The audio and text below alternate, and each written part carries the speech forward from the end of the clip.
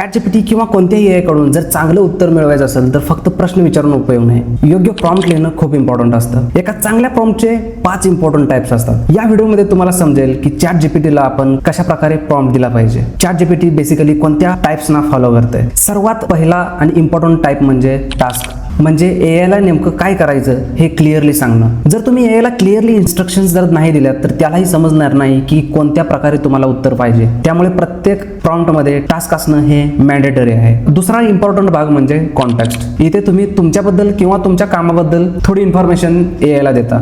उदाहरणार्थ मी .NET developer आहे, मी data analyst आहे किंवा मी इंटरव्ह्यूची तयारी करत आहे. या माहितीमुळे AI जो आहे तुमच्या गरजेनुसार जो आहे तो आन्सर तयार करतो. आणि तिसरा भाग म्हणजे स्पेसिफिकेशन्स, म्हणजे तुम्हाला उत्तर कसं आहे हे सांगणं. फॉर एक्झाम्पल किती शब्दात उत्तर हवं आहे, कोणते टॉपिक्स ऍड करायचे, कोणते टॉपिक्स रिमूव्ह करायचे, उदाहरण पाहिजे का, स्टेप बाय स्टेप सांगायचं, हे पूर्ण जे इन्फॉर्मेशन आहे ते तुम्ही इथे ऍड करू शकता. आणि चौथा इम्पॉर्टंट भाग म्हणजे रोल. AI ला कोणत्या व्यक्तीप्रमाणे उत्तर द्यायचं आहे हे तुम्ही ठरवू शकता. उदाहरणार्थ तू SQL एक्सपर्ट आहेस, तू .NET एक्सपर्ट आहेस किंवा तू एक टीचर आहे. यामुळे AI जो आहे तो तुमच्या रोलनुसार तुम्हाला आन्सर तयार करून देतो. आणि शेवटचा इम्पॉर्टंट भाग म्हणजे टोन, म्हणजे उत्तराचा स्टाईल. तुम्हाला उत्तर फ्रेंडली आहे का, प्रोफेशनल, सिंपल, कॉन्व्हर्सेशनल की इंटरव्ह्यू स्टाईल मध्ये, हे तुम्ही इथे ठरवू शकता. आता एक सिंपल एक्झाम्पल बघू. हे जे पूर्ण इम्पॉर्टंट 5 टाइप्स आहेत हे पूर्ण एका एक्झाम्पलने आपण समजून घेऊ. समजा मला ASP.NET मधील डिपेंडन्सी इंजेक्शन समजून घ्यायचं आहे, तर मी एक्सप्लेन डिपेंडन्सी इंजेक्शन एवढंच लिहिणार नाही. त्याऐवजी मी एक प्रोफेशनल प्रॉम्प्ट तयार करेन. सुरुवातीला मी AI ला एक रोल देतो, यू आर अ सिनियर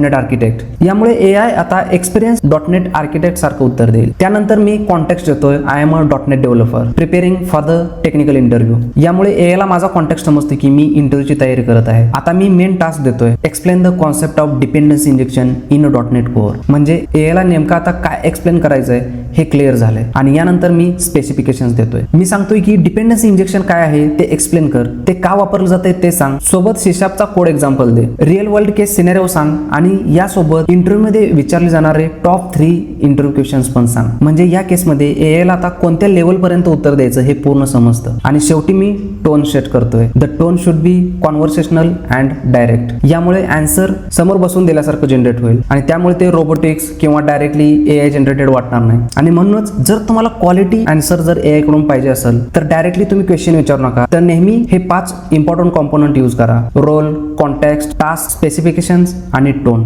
आणि हे जर फॉलो केलं तर AI कडून मिळणारे जे उत्तर आहे हे मोर ॲक्युरेट, स्ट्रक्चर्ड आणि युजफुल असेल. जर व्हिडिओ आवडला असेल तर लाईक करा आणि चॅनलला सबस्क्राईब करा. धन्यवाद.